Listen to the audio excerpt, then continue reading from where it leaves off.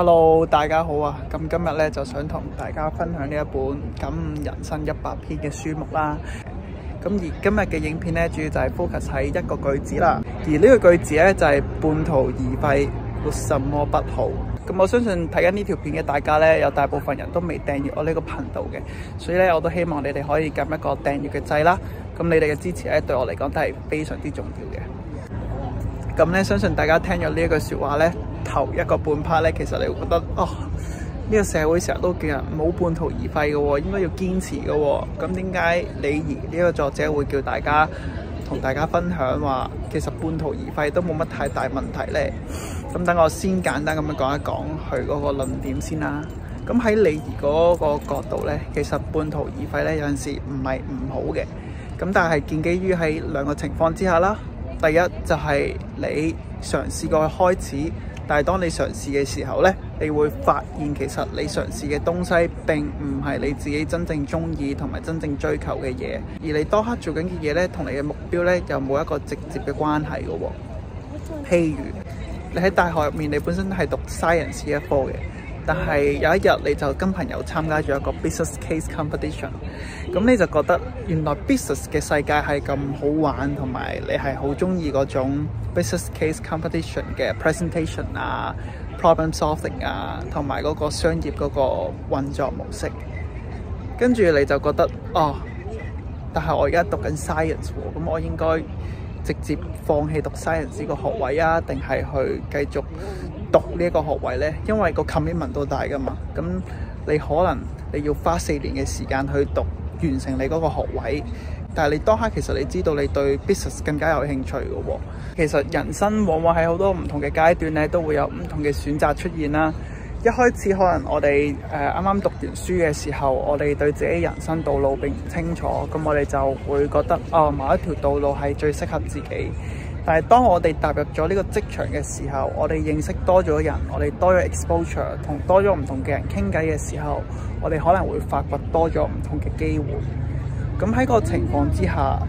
你就會重新去審視自己所追求嘅目標啊嘅一切係咪究竟自己真係中意啦？咁當你發現你自己追求嘅目標同你自己理想係完全唔同，或者有分別嘅時候，其實半途而廢並唔係一個最大嘅問題。例如可能喬布斯同埋呢一個標基，佢哋喺大學嘅時候都有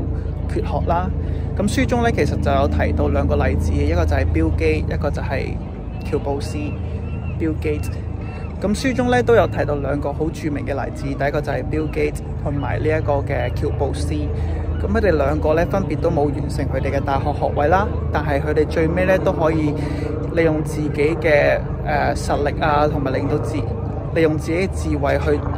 創一番事業。而佢哋大家咧都講咗，當初去 quit 呢一個大學咧係佢自己做得最好嘅選擇嚟嘅。咁其實呢兩個例子咧都可以反映到，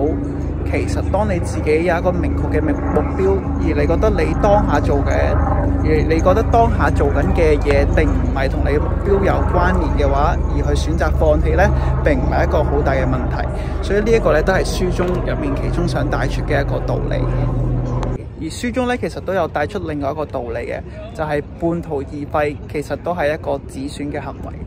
即係例如你去學習一個新嘅技能啦，你去學習一個新嘅興趣，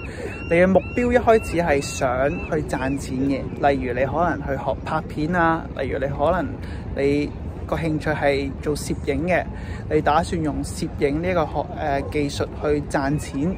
甚至可能有一盤生意咁樣。咁你當初係非常之有雄心去發展呢個事業，咁你就可能俾好多錢去買儀器啊，跟住去用好多時間去上唔同嘅 course 啊，去學習唔同嘅拍攝技巧。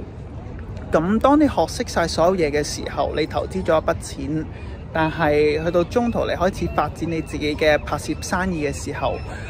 ，let's say 可能你發展咗大約1至3年嘅時候，你都係發現其實完全係冇乜太大嘅收入嘅時候，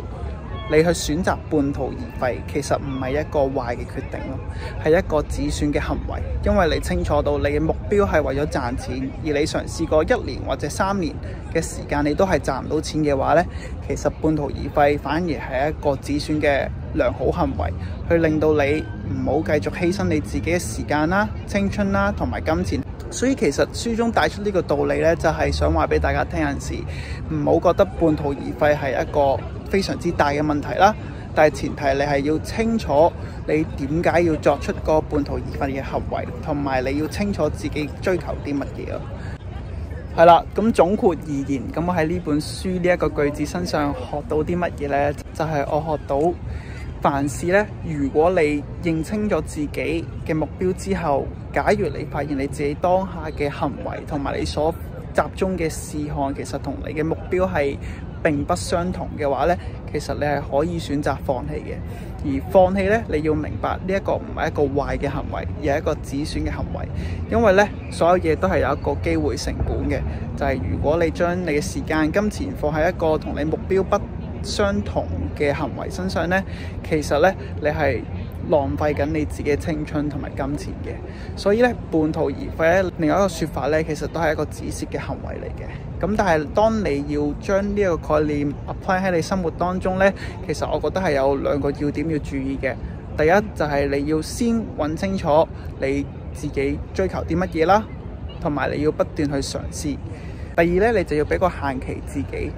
例如你嘅目標係希望透過發展拍攝事業去做一盤生意嘅話，咁可能你將個限期係去 set 做1至2年。如果1至2年都唔得嘅話咧，你去選擇放棄嘅話咧，都係一個非常之清晰嘅一個計劃嚟嘅。咁今集條片咧就去到呢度啦。咁希望大家咧都可以透過呢條片咧學到少少嘢。係啦，咁今集條片咧就去到呢度啦。咁希望呢條片咧都可以令到大家學到一啲知識啦。咁我都希望大家可以留言話俾我哋聽，你對呢句説話咧有啲乜嘢睇法嘅。同埋如果你有咩書本去推介嘅話咧，都不妨留言話俾我聽啦。因為我自己都中意睇多啲書嘅。咁如果你未 subscribe 呢個 channel 嘅話咧，就不妨俾個 like 同埋 subscribe 我個 channel 啦。咁我哋下集再見，拜拜。